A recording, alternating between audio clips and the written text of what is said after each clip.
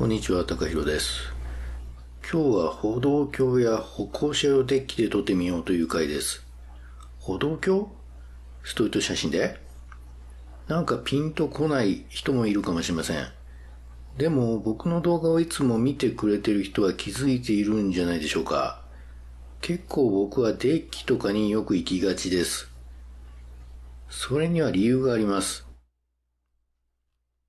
都市部でのストリート写真では背景の整理が大きなポイントとなります。背景と被写体をいかに分離するか。通常の道では他の通行人や車、看板、街路樹、建物のエントランスなどが入り乱れて被写体を際立たせるのが難しいというケースが多いです。撮り慣れている人ほどそのことをよく知っています。一方、歩行者用のデッキや歩道橋は視点が高くなるので背景に入る要素を選びやすくなります。まず車が完全に視界から消えます。建物の壁や空を背景にすることで被写体が際立つシンプルな構図を作りやすくなります。皆さん、歩道橋をもう一回思い浮かべてほしいです。都市部での歩道橋っていうのはですね、どういう場所かっていうと、まず直線的な長い道があります。歩道橋ですから。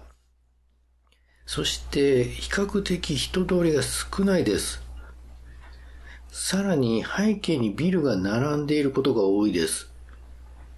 都会の中でポツンと人を一人置いて撮るみたいなやり方と合う場所だということがわかります。新宿、渋谷、人がひっきりなしに通るような都市部であってもタイミングさえ合えばそのような瞬間と出会えます。人通りが少なく背景を整理できる。これが歩道橋をお勧めする一つの理由です。言い換えると都市景観と人の両方を見せるのに最適な場所とも言えます。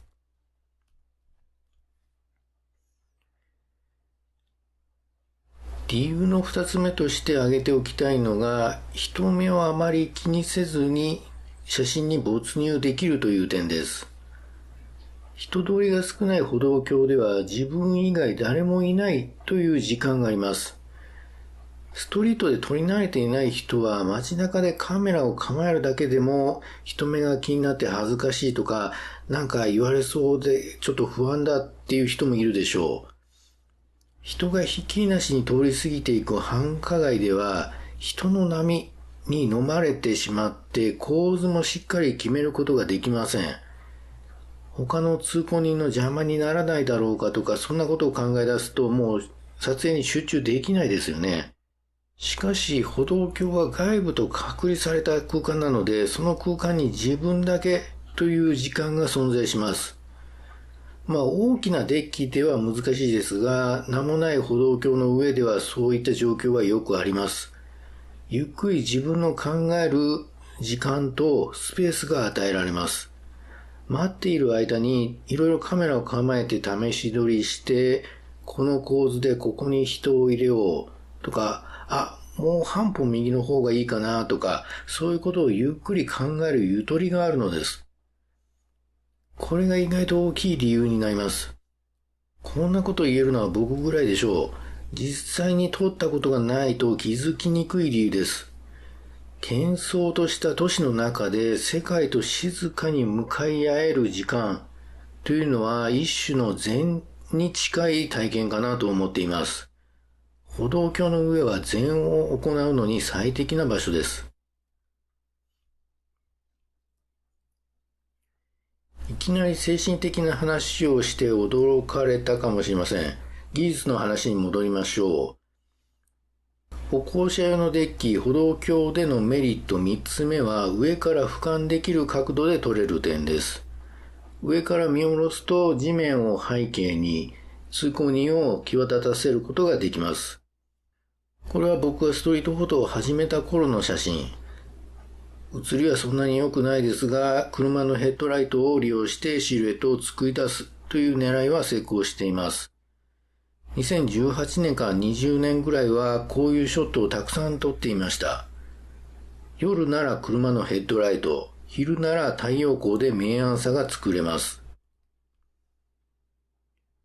こちらは渋谷。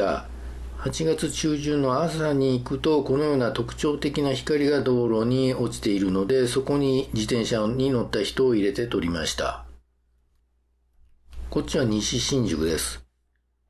俯瞰の角度プラス光というショットを決めたいときは、太陽の位置を計算する必要があります。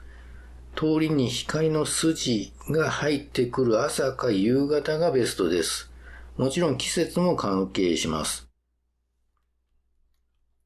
これは近所の歩道橋の上から撮った写真です。大都市に行かなくても撮れます。このようなドラマチックな光を捉えるのに歩道橋の高さがちょうどいいです。つまり光と高さの合わせ技がめちゃくちゃ効果的ということです。歩道橋にはだいたい手すりがついています。その手すりをリーディングラインとして利用するのも一つのテクニックです。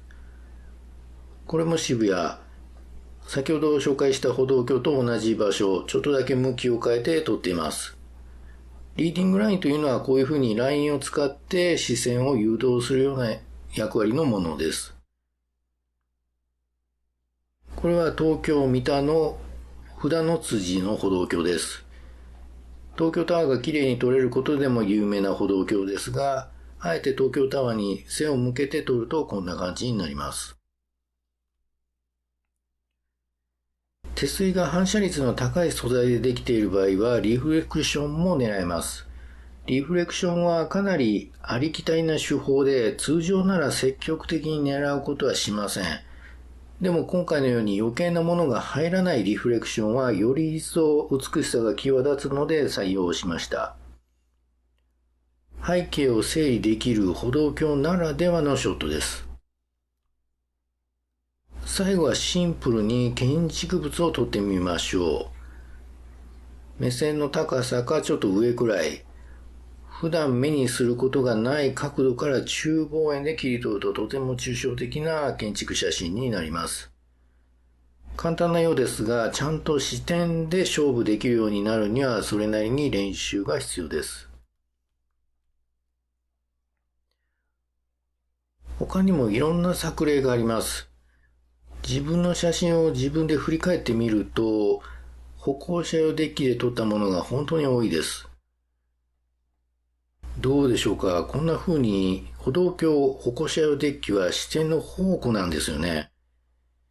下を見下ろす場合は地面を背景に、俯瞰と光の合わせ技が効果的です。目線の高さで撮る場合は背景を整理できるというのが一番大きなポイントです。場合によっては手すりを利用した構図を作るのもいいでしょう。建築物をそのまま撮ってもよしです。最後は精神面。この動画で最も伝えたかった点です。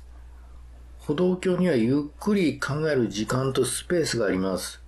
街中でカメラを構えることに抵抗がある人はまずはここからスタートしてみましょう。待っている時間、考えている時間は一種の禅だと僕は考えています。